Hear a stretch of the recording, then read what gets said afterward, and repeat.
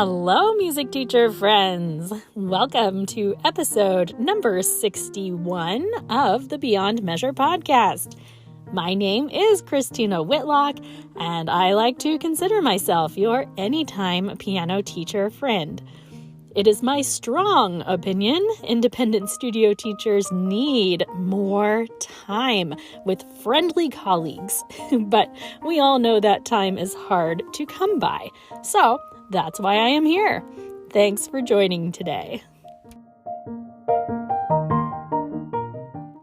I am often asked what my favorite episode of this podcast is so far. And the truth is, most episodes of this podcast that I've written feel super special to me. So I really have a hard time picking a favorite. I will say, though, one of my very favorite topics that I've talked about was done way back in episode number 5. So episode number 5 was titled Cheers to the Quiet Ones. And that episode centers around those students who are not quite so enthusiastic about their lessons, at least on the outside. You know, the students who often meet you with a blank stare or are reluctant to laugh at your jokes. Experience has taught me that even though you might be completely convinced that those students dislike their lessons based on their body language or lack thereof, you might actually be surprised how often those students really do hold positive feelings about you and your teaching. So, in fact, those quiet students hold a very special place in my heart.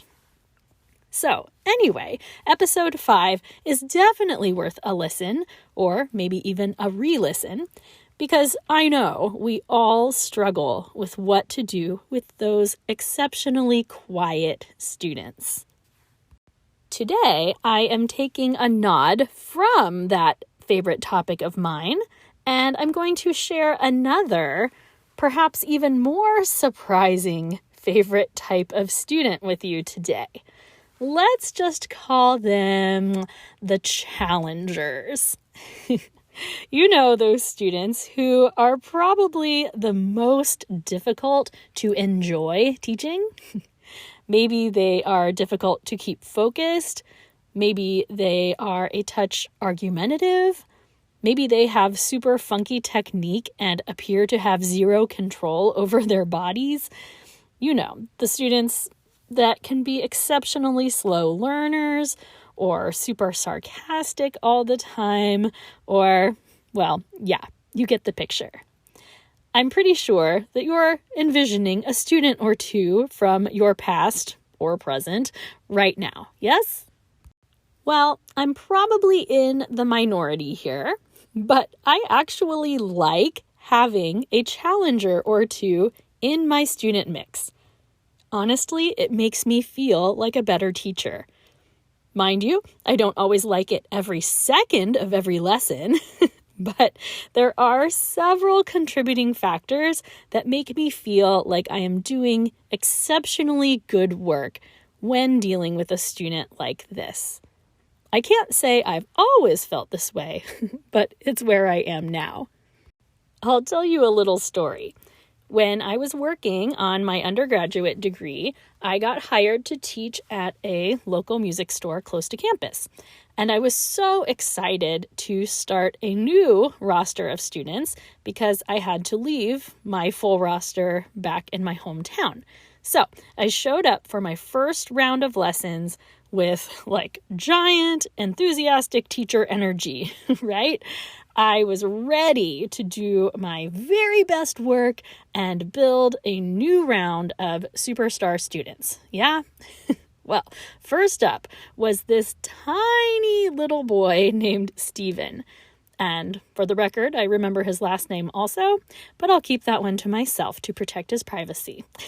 But anyway, Steven had an older brother and sister who took lessons at the same studio, and it was explained to me that they were great students, from a very musical family who really prioritized lessons.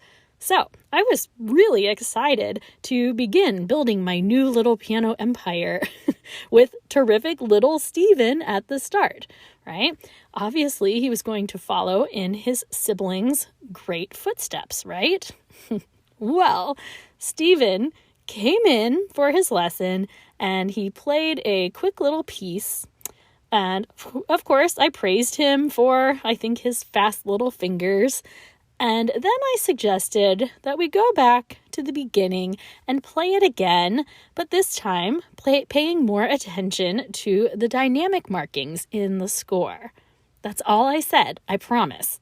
Well, all of a sudden, I swear, time slipped into slow motion, and I watched this tiny little boy spin his legs over the side of the piano bench, and he kicked me, like, right in the shin. And I mean, he kicked hard. And of course, there is, 18, maybe 19-year-old me just sitting there thinking, what just happened? I honestly can't even tell you what I did from there, but I do know Stephen never kicked or attempted to injure me again.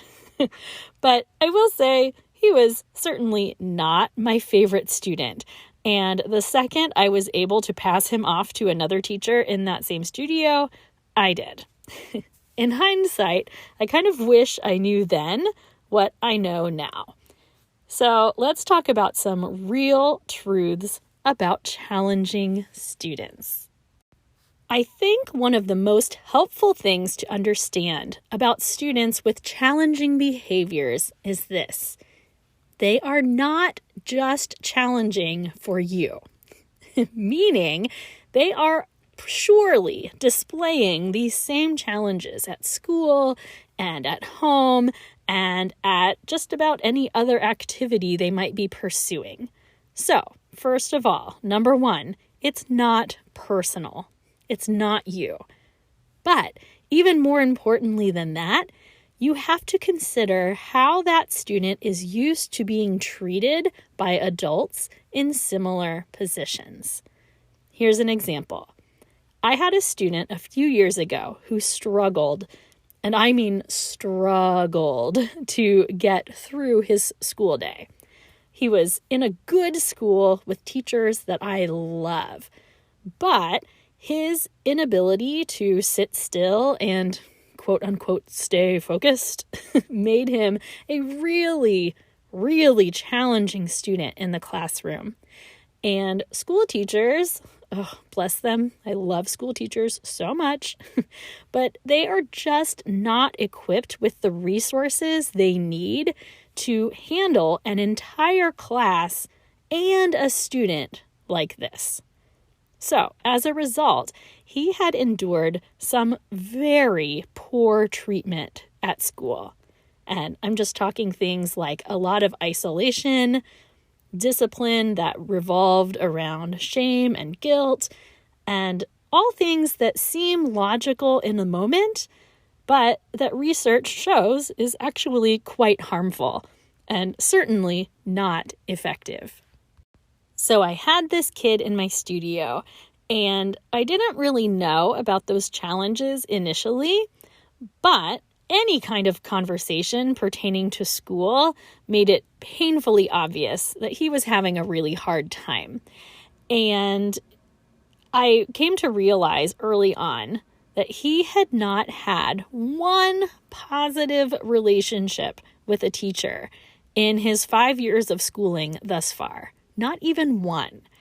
He had never once felt like a teacher had seen anything good in him. He'd never felt like they found him intelligent or clever or a good friend or any of those kinds of positive things. And for the record, he is all of those things. And I became determined to make sure he knew it.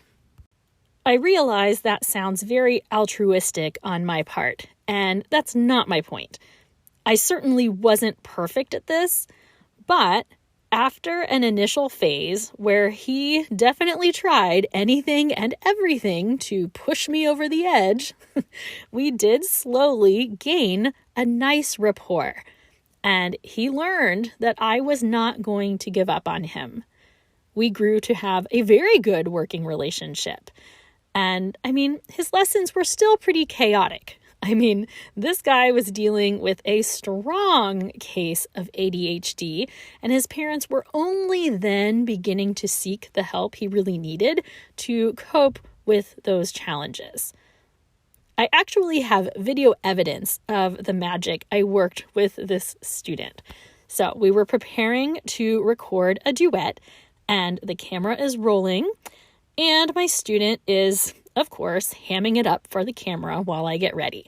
He is making faces, he's jumping around, he's speaking all of these nonsense syllables. It's pretty nuts. But I sat down on the bench beside him. I simply put my fingers softly on his shoulder and I said, "Are you ready?" And he immediately sat tall, his eyes focused on the page, and he played his entire piece beautifully. It's one of my very proudest moments of teaching ever caught on camera. I won't ever share it publicly out of respect for this kid, but it does show how successful a simple look or touch can be. And we don't always have to resort to language that is disciplinary in nature, or lectures, or threats, or any of those things. We just don't have to do it. Sometimes a look is enough. Proceeding on with your directive is enough.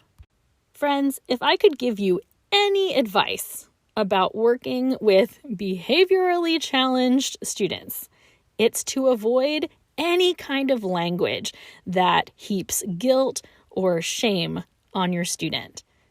That's a whole episode topic in itself, but the research is very clear that guilt and shame do not work.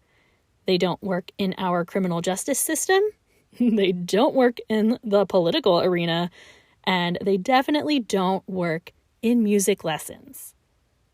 I also don't want you to be a doormat. It is very important for you to set boundaries.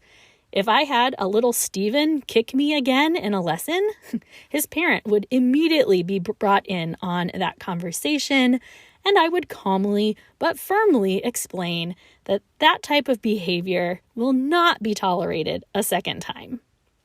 If you have students who are being disrespectful to your instrument or your property, that is something you have to address right away. Do not misunderstand me. But matters of attitude, eye rolling, whatever it might be, the chances are very strong the student is just defaulting to defense mechanisms that they have come to lean on in school or at home or elsewhere. So give them time. Let them know that you are not going to give up on them just because they're behaving a certain way. And make sure your actions match your words. I certainly can't commit to a studio full of these types of students, but again, I will take on 2 or 3 a year because I think our opportunity to connect with these types of students in particular might be some of the most important chances we get to make a difference in the lives of our students. Think about it. And I said this about the quiet students as well. Your students who are easy to love in your studio are probably easy to love everywhere else. They've probably never had to struggle with questions of whether or not teachers see good things in them. They've not had to resort to extreme measures to gain attention. I love those students as much as anyone, but when all is said and done, I can't help but wonder if my impact on the lives of students in the opposite position just might mean a little bit more. The challenging student I was talking about earlier stayed with me for about 3 years and then decided to take a break. But I will tell you, I ran into him at a sporting event this past fall, And this now 14-year-old boy just threw his arms around my neck when he saw me in a way that is quite uncharacteristic of 14-year-old boys. It made my heart just want to explode. Those hours that we spent together, he and I, they were well spent, even if they felt a little crazy sometimes. I mean, he will look back on his memories of piano lessons with happiness and good memories, and that means the world to me. I can't tell you enough, my friends. Teach the human sitting across from you. The person that walks through your door is the person you need to teach that day. So if they're having a hard time controlling themselves, that might not be the best day for super fine details. It might be a better day to sing or move or do rhythm work. It might be a good day to explore new repertoire. Play a few pieces for your challenger and see what they like. You might be surprised what you find out. If you're more frustrated with their progress or lack thereof, more so than their behavior, please remind yourself that there are no set standards for progression. I know you might be used to your entire studio moving at a certain pace, or maybe you taught your entire studio to read staff notation using one specific system. But that system is not going to work for every student.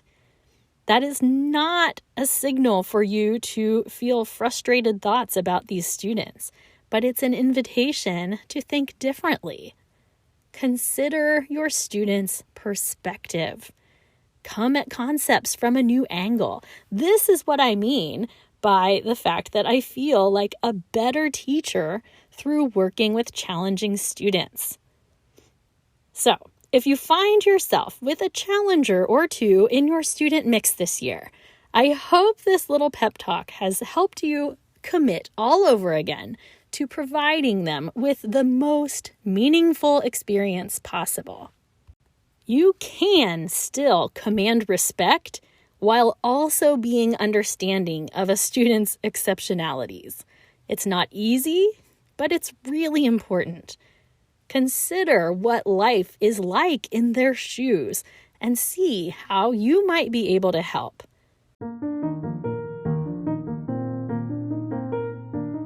And before we go, let's raise our glasses and toast one another in deep solidarity for the challengers among us. Music teacher friends of the world, today we wrap our arms around each other and give a collective hug of understanding. We have a lot of students out there who are going to drive us crazy. We want to communicate so much information in every lesson. It is wildly frustrating when we don't get through as much information as we hoped for.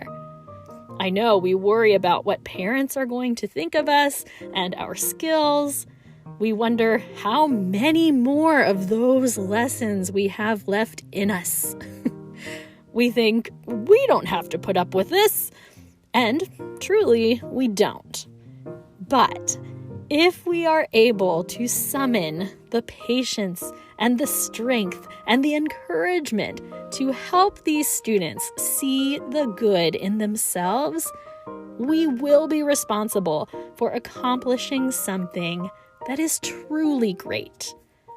May we remember, by and large, kids do not behave badly just for the sake of behaving badly. There really is a reason. If you make the choice to work with a challenging student, may you be encouraged by the fact you are doing important work in the life of one who others may give up on more readily. So with that in mind, I say cheers to you, my life-changing teacher friends. Hear, hear.